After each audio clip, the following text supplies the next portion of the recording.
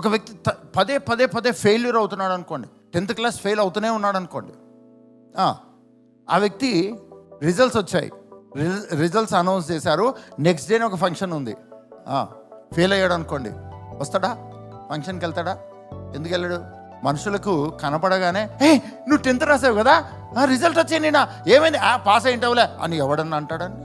మోహం చూసి okay okay ఎందుకులే ఇప్పుడు దాని గురించి అని, అంటే నువ్వు ఆల్రెడీ ఫెయిల్ అయిపోయావని ఫేస్ చూసి జాతకం చెప్పినట్టు. అప్పుడు ఆ వ్యక్తికి అది ఏమవుతుంది?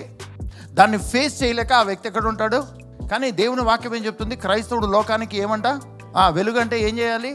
లోకంలోకి పోవాలా లేదా? ప్రార్థన చేసుకుంటూ బైబిల్ చదువుకుంటూ 24 గంటలు ఇంట్లోనే ఉండాలా?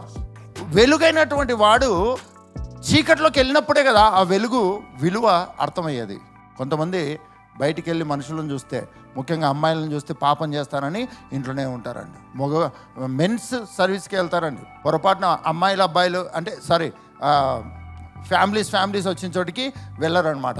ఏంటంటే కళ్ళతో పాపం చేయకూడదు, ఒక స్త్రీని మోహపు చూపుతో చూస్తేనే అప్పుడే వ్యభిచారం చేసినట్టు. ప్రభా నాయన ఎంత ఘోరం ప్రభా నాయన. ఆ వ్యక్తి బయటకు వస్తాడా?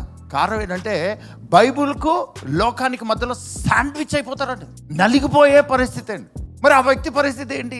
చాలాసార్లు నీకు పాపం యొక్క విలువ నువ్వు పాపం చేయడం మానేసిన తర్వాతనే అర్థమవుతుంది. ఒక వ్యక్తికి ఒక అలవాటు ఉంటే అది బ్యాడ్ హ్యాబిట్ అయితే, ఆ బ్యాడ్ హ్యాబిట్లో ఉన్నన్ని రోజులు ఇది నా కంట్రోల్లో ఉంది అని అనుకుంటాడండి.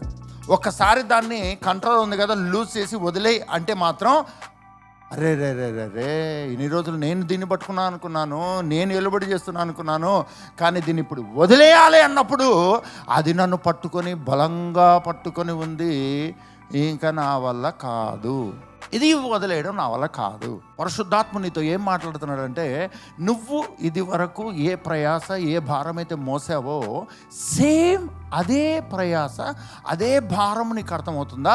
లేకపోతే ఆయన కాడి సులువు ఆయన భారము తేలిక అన్నది నీ క్రైస్తవ జీవితంలో నీకు అర్థమవుతుందా లేదా?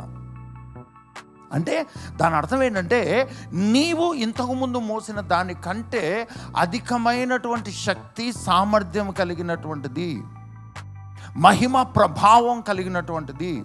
ఒక వ్యక్తికి ఒక వ్యాధి వస్తే ఆ వ్యాధిలో ఆ వ్యక్తి మరణానికి వెళ్ళే పరిస్థితి వస్తే, ఒక వ్యక్తి క్రీస్తులోకి వస్తే ఆ క్రీస్తులో ఉన్న జీవం ఆ వ్యక్తిని నిత్య జీవములకు తీసుకొచ్చింది అనే విషయం కనుక అర్థమవుతాయి, దాన్ని ఎక్స్పీరియన్స్ చేస్తే నిశ్చయంగా నీ క్రైస్తవ జీవితము అనేకులకు ఆశీర్వాదకరంగా మార్చబడుతుంది.